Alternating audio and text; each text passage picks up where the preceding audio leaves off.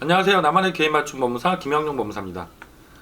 이번 시간에도 제가 최근에 진행하고 있는 대구지방법원의 파산 면책 사건을 가지고 그 파산 신청하실 때 자녀들의 재산이 있는 경우에 어떤 게 문제가 될 수 있는지 이 부분을 말씀드리려고 합니다. 이분 같은 경우 그 연세도 많으신 남자분이셨고요. 뭐 특별하게 파산 절차에서 문제될 것들은 전혀 없으셨어요. 그래서 이제 제가 당연히 파산 면책이 가능하다라고 말씀을 드리고 진행을 시작했고, 중간에 이제 약간 문제가 생긴 부분이 아드님 명의로 최근에 이제 부동산이 취득이 된 사정이 있었습니다. 그래서 법원에서는 우리가 제출하는 서류 중에 채무자 개인 본인의 자료만 제출을 요구하시는 게 아니라 부모님, 배우자가 있으면 배우자, 자녀가 있으면 자녀까지도 그 재산 상황에 대한 소명 자료를 요구하시거든요. 내 채무자 개인 파산인데 왜 부모, 배우자, 자녀 재산 상황까지 소명하느냐?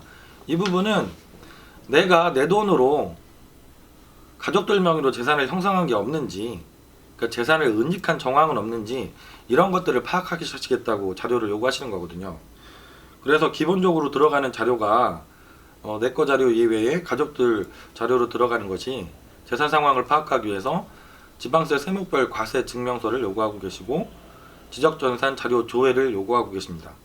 그리고 자동차가 있는 경우에는 자동차 등록 원부까지 요구를 하고 계시죠. 이 세 가지 서류를 보면 대부분의 재산은 어떤 것이 있는지 파악이 가능하신 거죠. 그래서 이제 파산관제인께서 자료 조사를 하시면서 최근에 이 가족들 명의로 이렇게 재산이 형성된 부분이 있으면 그 부분에 대해서 어떤 걸 요구하시냐면 구입자금의 출처를 소명해 달라 이렇게 요구를 하십니다. 그래서 내가 자녀들 명의로 배우자 명의로 이렇게 재산이 최근에 취득됐더라도 그 구입자금의 소명처만 정확하게 소명을 해주실 수 있다면 이 문제가 되지 않는 경우죠.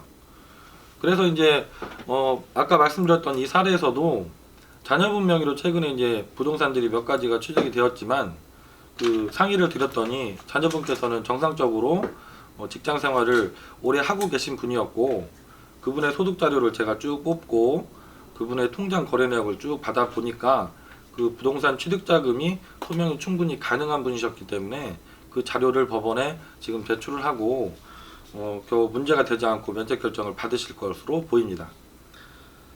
오늘 시간에는 내가 이제 자녀들 명의로 부동산이나 최근에 이제 자산이 형성된 경우에 어떤 자료를 제출해야 되고 문제가 될 수 있는지 이 부분을 설명을 드렸습니다.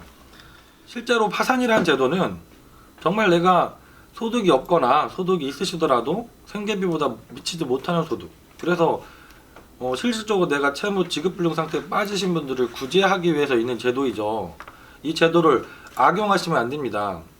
어제 상담 오셨던 분이 작년에 자녀 명의로 따님 명의로 재산을 취득하셨는데 그 자금 출처를 제가 물어보니까 이게 어머님이 모으셨던 돈으로 따님 명의로 재산을 취득하신 경우셨어요. 그래서 제가 파산 면책 신청을 해드리는 게 불가능합니다 하고 돌려 보내드렸는데요. 이런 것처럼 내가 법원에 내가 빚을 갚는 것이 불가능한 상황이신 분들이 구제해달라고 신청하는 제도인데 이것을 악용하시려고 생각하시면 안 됩니다. 법원에서 모르고 넘어가겠지 이렇게 생각하시고 진행하라고 있는 제도가 아닙니다.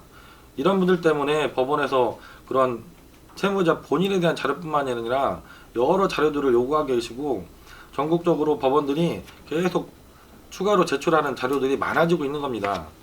그래서 절대로 파산제도를 내가 편법적으로 이용하겠다, 이 정도는 법원에서 넘어갈 수 있겠지 이런 마음으로 신청하시면 안 된다는 말씀을 드리겠습니다. 이런 부분들도 여러 차례 말씀드린 것처럼 전문가하고 사전에 꼭 꼼꼼하게 상담을 하셔야 내가 절차상에서 어떤 것들이 문제가 될 수 있을지 이것들을 파악할 수도 있고요. 거기에 따라서 내가 가능한지 안 한지 이런 것들까지 판단을 받아볼 수가 있습니다. 지금도 내가 혹시 이게 가능하지 않을까? 혼자 생각하시면서 이제 고민이신 분들이 있으면 김영용 법무사에게 전화 주시면 제가 당장 전화를 못 받고 직원들에게 메모를 남기시더라도 저녁 늦게라도 전화를 드리고 상담을 드리고 있으니까요. 전국에 어디에 계셔도 편하게 전화 주시고 문의를 해주시기 바랍니다. 김영룡 법무사였습니다.